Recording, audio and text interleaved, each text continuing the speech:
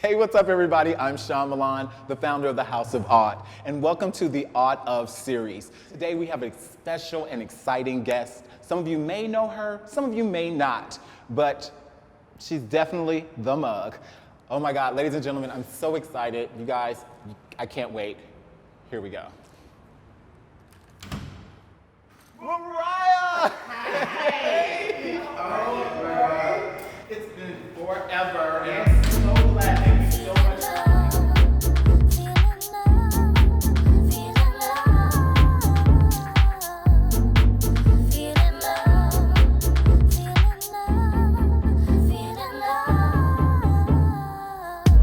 So let's go ahead, girl, get started. Let's see what's going on. Oh, well, you know, first things first, honey. I've been in isolation, so my eyebrows have grown back quite a bit. So I'm gonna get rid of these few little whiskers. So pardon me, people out there in TV land. She's got to do a little bit of grooming. I'm not getting rid of my sideburns, but y'all are gonna gag. I'm just going between the wig and the magic of makeup. I like being burly where I can. I always say if it's not showing, I'm not shaving. Right, okay, I get it. And you'll realize a lot of the girls who do their like thicker eyebrows, they'll use their boy eyebrow baseline, which is pretty much like this. And they'll use that as the lead for placement. Me, I like to take mine just a little bit higher, so I'm gonna take a little bit off from under. So here we go. I'm going to use a full coverage liquid foundation. Once you know your face, you know it's like very paint by numbers. And what does that mean, paint by numbers? Like highlight area, which is your T-zone here and here, will be 1. Then your natural foundation, your natural skin tone would be 2, and then your contour would be 3. This time I'm doing it in a different order. Now I'm doing my natural first, then my highlight, then my contour. But either way, it's still 1, 2, 3. Got it. And then you'll repeat the process with the powder, but you'll see that in a minute. All right. So my powder puff is already well seasoned, as you can tell. This is what they start out as. This is what you get. So I guess while you're getting that done, I mean, how has COVID like really affected you or the drag community per se? You know, are the girls getting gigs, honey? What's going on? Oh, you know, thank goodness for, honestly, I've never really been a social media girl, but thank goodness for some of the social media income, because I think that's what a lot of the girls have been relying on during this pandemic. It's crazy. And a lot of us are used to being around people, having the energy of the audience, and you don't have that. So a lot of the girls have realized how much work it takes in producing your own content. Like me, I've never been like an internet girl or an Instagram producer content. Right. But I'm like, you have to do set design, you have to do production, you have to do like editing, and I'm just, oh girl. Yeah, I mean, thank God that I have the team that I actually have, because, you know, initially when we started the organization, it was really about doing workshops and doing things in groups and that type of thing. And I'm an outside social type of person as well. So for me to have to shift and for the organization to kind of get into this programming mode, basically like artist development, where we're able to actually work one-on-one with people, that was kind of like the blessing in all of this, because it just, you know, it helps young people a lot when we can work with them one-on-one as opposed to just throwing them in a group. And you know, it's important in a position like we're kind of older in the community, and it's important to look at your resources and utilize your resources, especially when it comes to giving back and mentoring a younger generation. I'm about to move on to my highlight.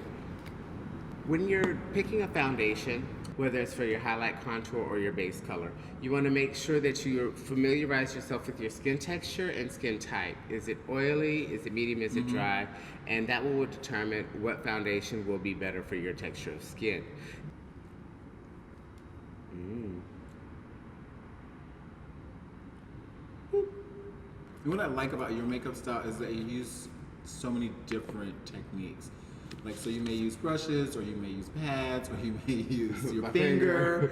Yeah. I'm a huge advocate of using what you have. It's just like, well, maybe I might not have $50, $60 to pay for each brush to do its particular job. It's like, well, girl, guess what? I'm gonna rinse off the brush I got and make it multi-purpose. Right. I prefer to use powder puffs. This one is for my wet products, which is your foundations and highlight and contour. And then of course I have other ones that I use for blending out if I don't want anything on it. And then I have another one that I use for powder only. Right, okay, so I have a confession to make. So after I saw one of the tutorials that you had done before, I saw that you said that you use those, right? And so I used to do drag like a long time ago, several eons ago or so. But I have been prepping for a comeback, so to speak, right? And so I literally, as soon as I saw you saying that and you used those, I literally went and ordered them.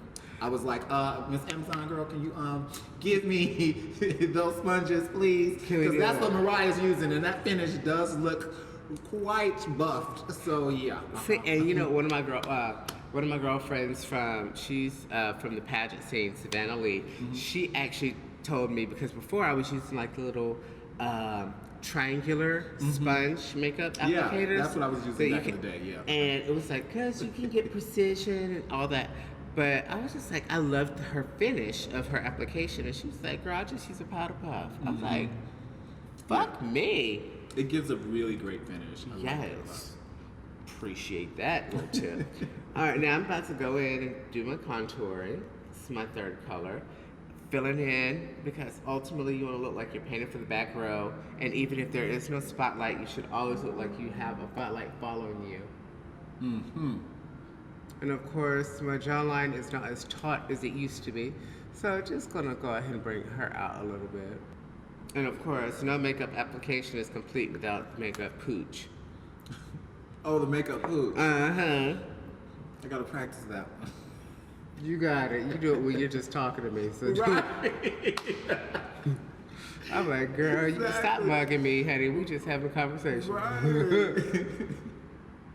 But no, you have really said that to me at the club, like, girl, we're just having a conversation. Why are you mugging me like that? Why are you mugging me like that, child?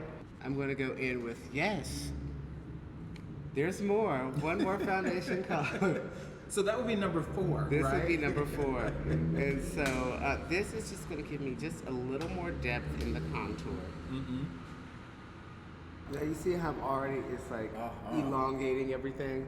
And then also with the contouring of the jawline, for me and my shape, in pictures especially and on stage, it makes my neck look slimmer as well. And it's defining my jawline. There we go. This is exciting. Who gets to sit with the legendary Oh, Mariah Paris Balenciaga? Tell some of my While she's girlfriends doing- that they be ready to throw me, Right. throw me out from backstage. Right, that's always the girlfriends, right? They're like, she ain't nobody. Right. No, she is amazing. But and you think- yes, we really, really appreciate you and community.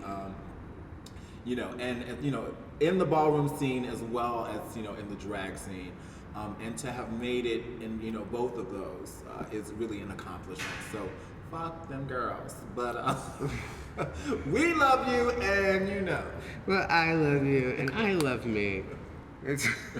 I tell people all the time, it's great to get accolades from others, but you really have to kind of pat yourself on the back. Going through a lot of things, everybody's always tougher on themselves sometimes. Right. And I'm just like, nobody's where they wanted to be when their ideals of where they would be at 18. I was supposed to be married, I was supposed to have a house, I was supposed to have this. There's all those supposed tos. Right. And then you're not giving yourself the adulation and the accolades for what you have accomplished. We're so busy. We're actually kind of trained to beat ourselves up for what we haven't accomplished. Right. We don't give ourselves the credit for what we have accomplished, despite what we have been we've gone Yeah, through. that's so powerful. Just simply because of the fact that You know, a lot of times we do grow up with the goals and ideas that we're supposed to have or what society says we're supposed to have, and not realizing that we've actually overachieved that because we've actually, you know, found the freedom in our lives to do what we really want to do and what really makes us happy. And, you know, again, that's, you know, I'm really glad that you're actually supporting us because it really instills the message to young people that they can actually just do whatever it is they want to do and be successful at that, right? So we kind of do our best to lend that support to young people as well. Yeah. The thing I want younger people to know is there's nothing stronger than passion. There's nothing more powerful than passion. If you believe in yourself and you know what you can do, go out there and prove it to somebody else. I started doing drag Halloween of '99. I ended up going to a club in Atlanta called Tracks. It was 306 Lucky Street. You know. Tracks. Oh And that is where I went to my first ball. I saw this one guy upstairs on a different night. I think it was like maybe a week or two later. And I was like, oh, he's cute. But he wasn't paying me no mind. But I was like, okay, cute.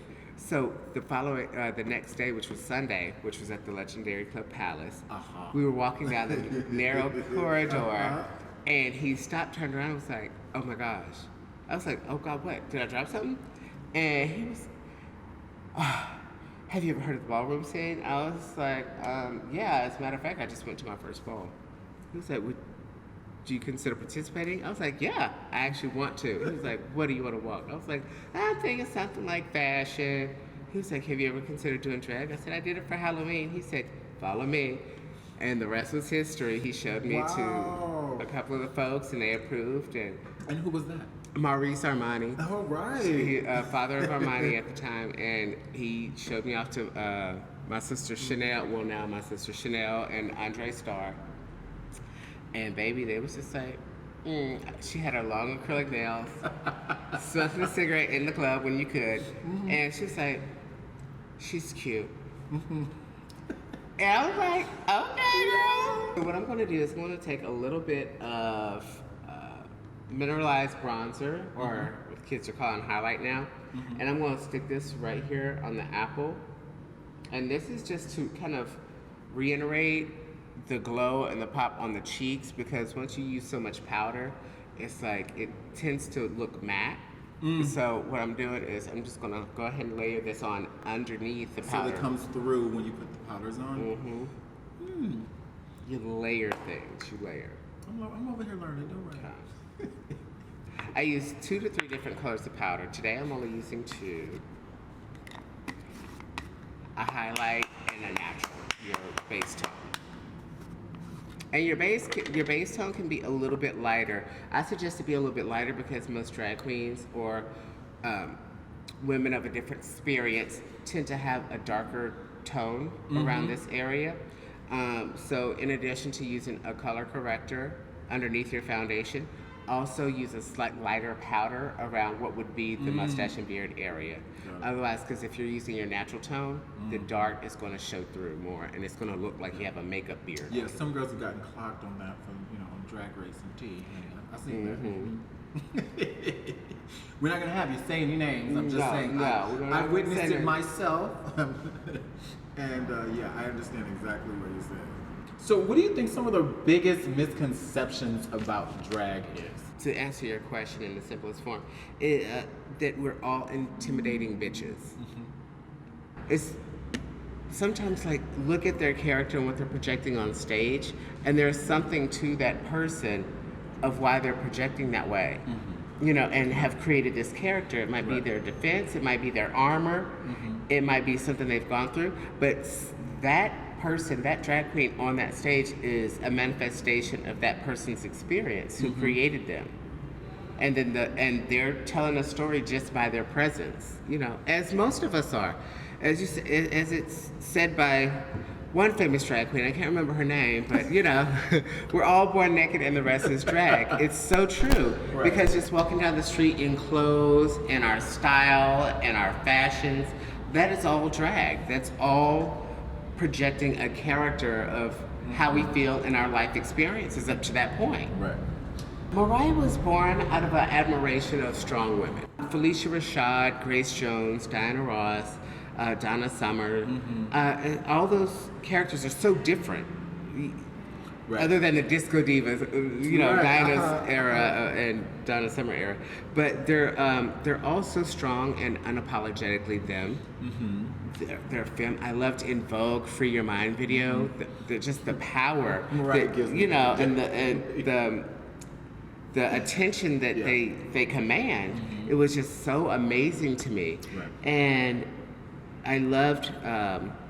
The strong confidence of Felicia Rashad as, Claire Huxtable. Absolutely. She was so funny and so witty, so intelligent, but you knew not to do no shit. Right, because You knew not to play no shit with her, and she didn't have to raise her voice. She would read the girls intelligently, though. Yes. Right? And then the power of Grace Jones. Like, when she would do interviews, I've seen some interviews of her from, like, the late 70s and the 80s, where the men would be like, well, don't you think you should tone it down? The general vibe of their interview would be like, well, do you think you find yourself intimidating to men? She was like, well, if I'm intimidating to men, they're not man enough. Right, exactly. And exactly. I find that true to be for drag. If I'm not your cup of tea, you're just not for me. I like to build from lighter to darker, so that way, if you do kind of make a mistake, it's easier to buff out and correct. Okay, I'm going to go ahead and use my highlight foundation to create the highlight area, or pretty much the shape of what my eyebrows are going to be. So it gives you room to play with, and it gives you a guideline. So if you want them higher, or you can actually correct it and bring it back lower. And then I'm just using this, taking it down, and also going to use that as my primer for my eyeshadow. Who doesn't love a good bitchy brow? I know, right? Knowing where the contour and my ivy and the potential crease might be, I'm only taking the brow highlight down so far because it will make it easier to blend out the snatch later. I love a nice medium because it's going to allow for a smooth transition for my more intense wing out. And then I also like to do a pop of light in the center just to keep the center of my eyes open because I do have a smaller eye space. Okay, so what I'm going to do just to help prevent any fallout on my cheeks, I'm just going to put a little catch powder. Now people say fallout. What is that?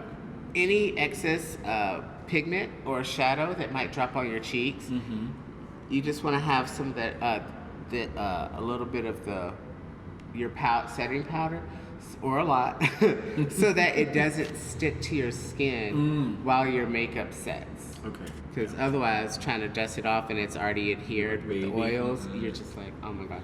And it takes forever to try to correct it. Now I'm using like a dark brown to start with the wing. So I have a question. So like when you were younger, as a black and brown person, especially a queer person of color and stuff, it's like, how helpful would this have been for you? Especially like now with young people having social media and stuff like that. Do you feel like things would have been a little bit different for you, or how have you been affected by, or how do you feel like now young people can be affected by situations like this? Because we didn't have this when we were younger.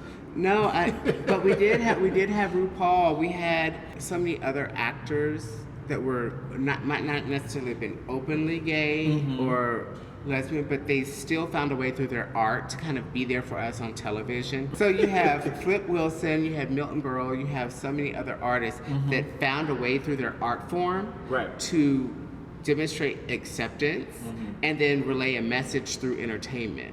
Right. So each generation has their little window of hope or their little connection to some kind of media, but you just have to be able to see it or sneak to see it because So how do you feel about being this open connection for all the young people that are out there now? It's kind of surreal because I just remember RuPaul and Lady Bunny and the Club Kids were that connection for me, seeing them on TV shows, and the pageant girls being on the daytime talk shows. Right. When they would be the is it a man or a woman show. But I always thought that they were so amazing and such goddesses, and it even irritated me then, the title of the that segment. Yeah. Because they were obviously women. But with social media now, I think things move faster. People have more accessibility to it. But unfortunately, with knowledge does not come wisdom. So they're not taught the responsibility of technique and getting attention, or they weren't the heritage that comes with the knowledge. Right. And so I had drag mentors. I had drag mother and a grandmother. I was very privileged that they were in the makeup industry, so they taught me tricks and things. And see, I'm just kind of like slightly blending it out, and it's not sticking on that foundation because I already put the lighter color. And I can see how it fell out, so to speak. So I think that a lot of times people take for granted the knowledge that they have because it's almost too easy. They almost didn't have to earn it. Right, didn't have to really work for it. It's a thing. It's really interesting when I'm watching like the younger generations, of like you said, them having to work for it. It's like there's certain things that they don't have to work for, but then you have to have that same empathy to understand that there are things that they do. Right? I always look back and am very excited about the fact that I had to work for certain things, and now everything just seems to run much smoother. Where oftentimes when I see in younger generations, it's like it really doesn't, because the things that come easy to them are the things that they think maybe will get them over, but it's like, no, you still have some lessons to learn, boo boo. Yeah, but I think each generation has a different fight to face. Exactly. Yeah, exactly. But it works out the same for everybody. Yeah, but each generation has to make sure that they appreciate what the generation before them achieved and accomplished, because as I say, you're standing on somebody's shoulders. Right. The top didn't build the pyramid. Exactly. Right. So it's like it's just always about appreciation and just acknowledging and doing your due diligence to do some research about your history and your heritage. Everything doesn't need to be a hashtag. Open a book or even Google an article. Are you trying to read me, girl? Because I'm always hashtagging things. No, but I get you. I totally get you. Because everything, if it's not attached to like some clickbait, people don't really look, or they don't have the attention span to learn if it's not within 5 sentences. And sometimes it's worth knowing where you come from and the reason you have the rights that you have. Because if you know the reason why you have the rights and the people who you can attribute that to, you can pick up the torch from them and keep it moving and know what's left to be done. Right, as opposed to recreating the wheel all over again. And sometimes the dark can try to close in on you. So just open it back up. Now, I'm going to do my brows. I'm going to use foundation.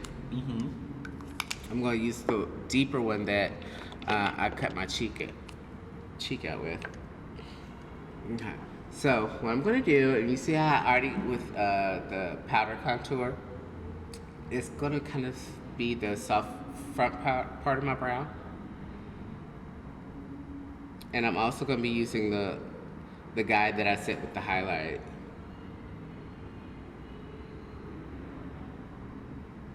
There you go. The eyeliner pretty much just kind of seals the deal. Yeah, it looks good. And then the black shadow helps prevent the lighter eyeshadow from transferring onto the liner. So it keeps it crisp and cleaner longer.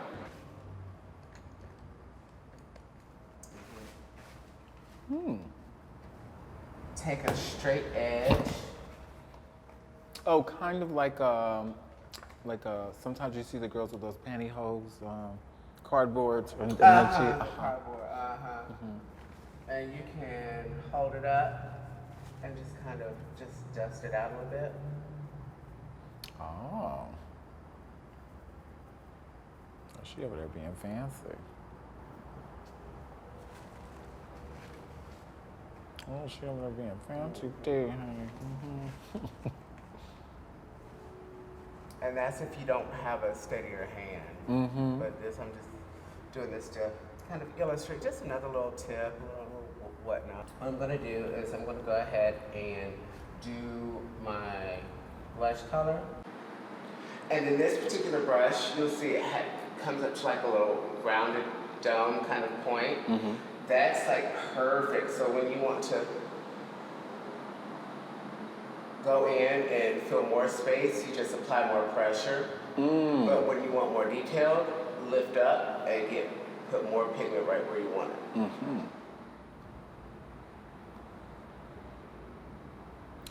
So what would your advice be to a young person that actually wanted to do drag?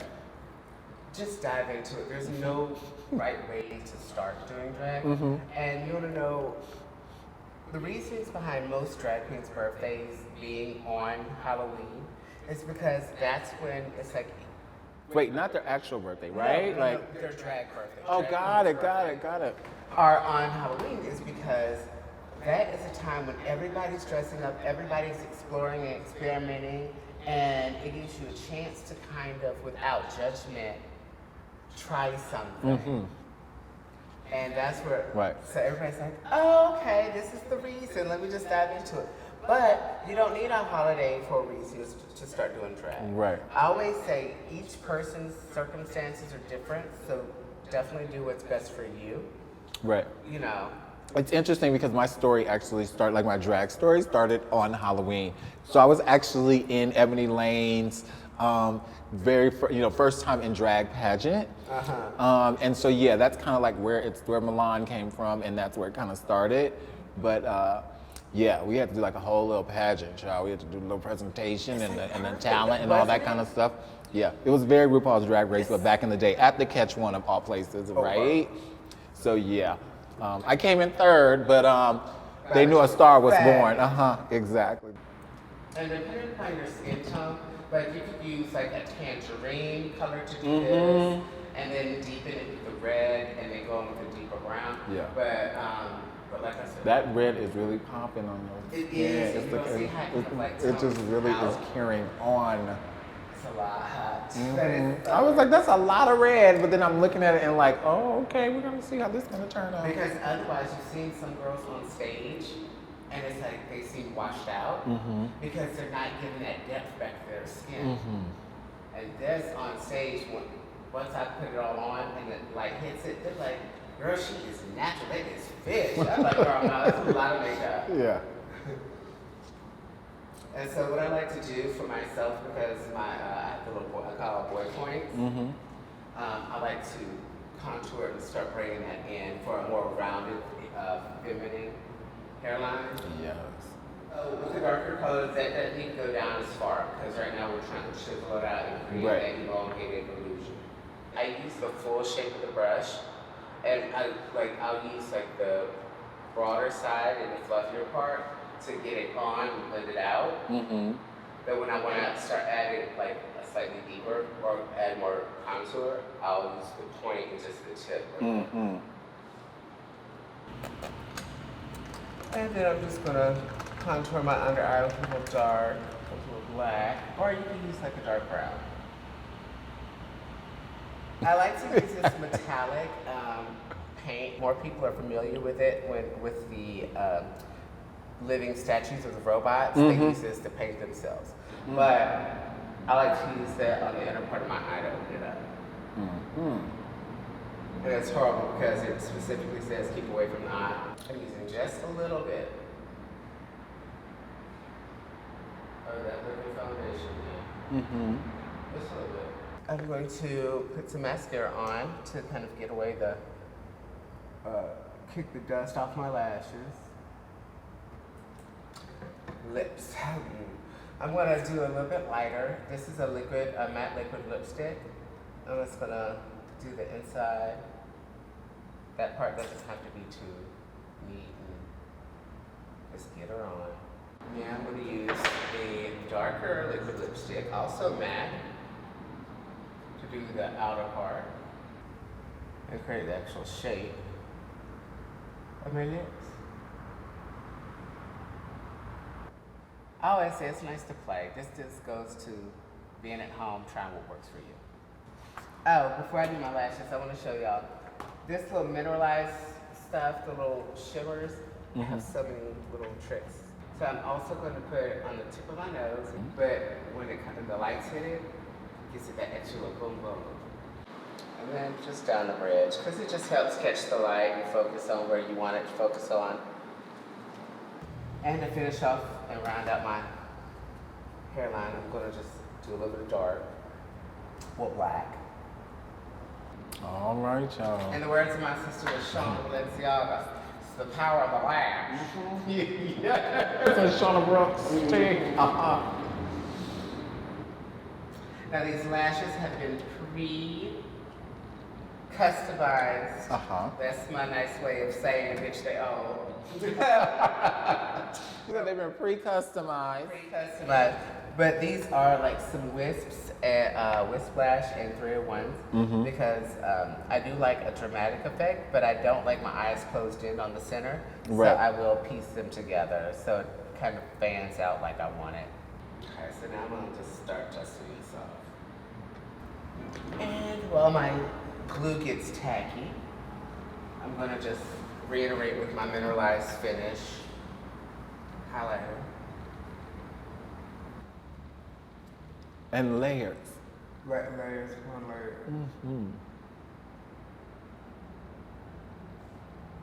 And for my ice paste, I glue it at the front of at the start of my lash.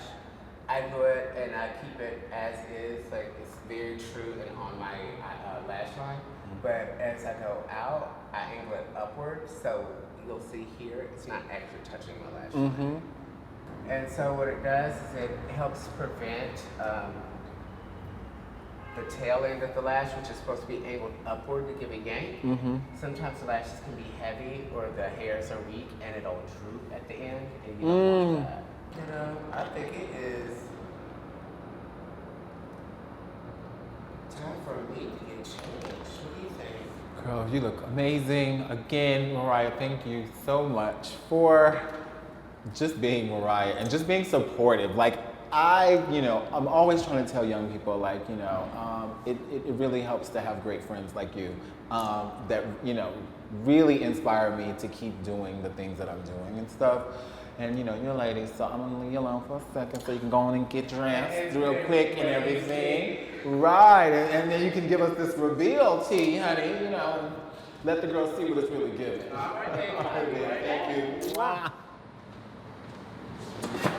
All right, hi you guys, it's Mariah Balenciaga, and this is the final look.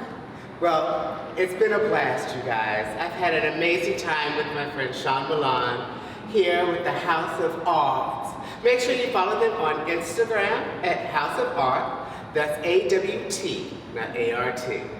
And artists working together is what we're all about. All right, you guys, a bitch has got a show to do. So until next time, be fabulous and live your art.